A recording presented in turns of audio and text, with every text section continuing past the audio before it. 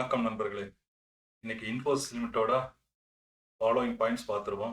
Fundamental analyse, technical analyse, industry price comparison, financial ratio analyse, intrinsic value, implied market price, 5 years price history analyse. இந்த விஷயம் எல்லாத்தையும் பார்த்துருவோம். Video skip பண்ணாமல் பாருங்கள்.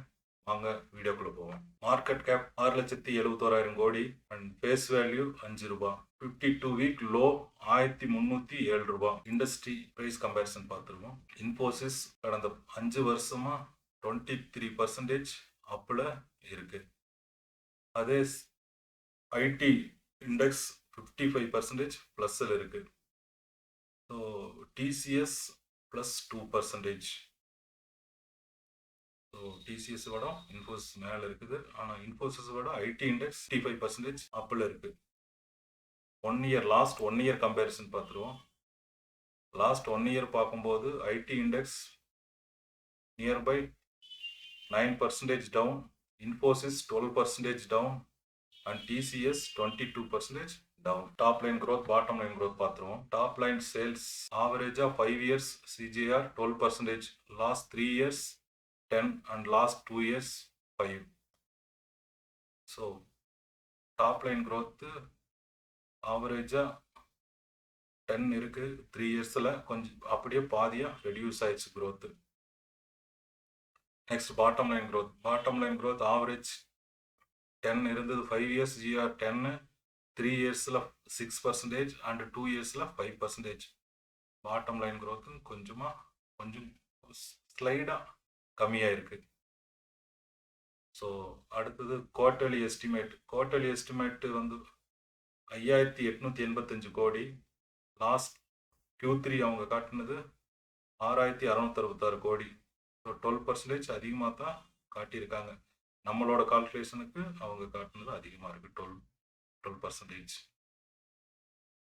Next ratio analyse போயிடுவோம். EBITDA margin 26%, net profit margin 16%, return on equity 27%, return on capital employed 36%, debt to equity 0.01, கடனே இல்லை, almost கடனே இல்லை. Current ratio very good position. Interest covering ratio நல்லாவே இருக்கு. And dept to asset 35 moderate. Return on asset 17%.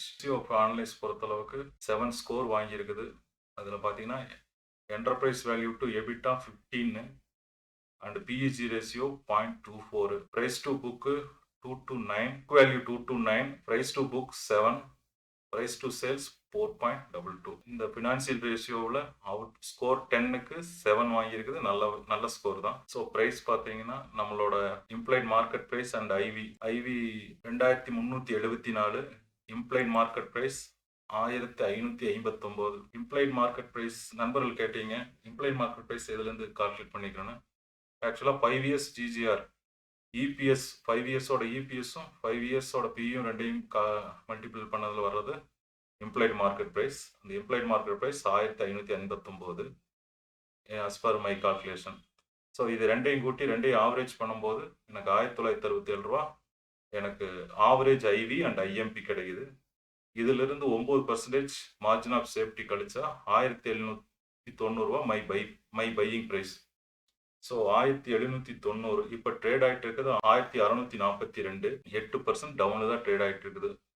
So அதனால இங்கே நம்ம categorise ஆகிருக்குது, அண்டர் வேல்யூல நம்மளுக்கு கேட்டகரைஸ் ஆகிருக்கு. ஓகே, நெக்ஸ்ட் ப்ரைஸ் ஹிஸ்ட்ரி பார்த்துருவோம். 5 இயர் ப்ரைஸ் ஹிஸ்ட்ரி. கடந்த 5 இயர்ஸோட உச்சம் ஹை பார்த்தீங்கன்னா 2000, லோ வந்து 1223 ரூபா. So average price 1612. So average ப்ரைஸ்க்கு நியர்பை ட்ரேட் ஆகிட்டு இருக்கு.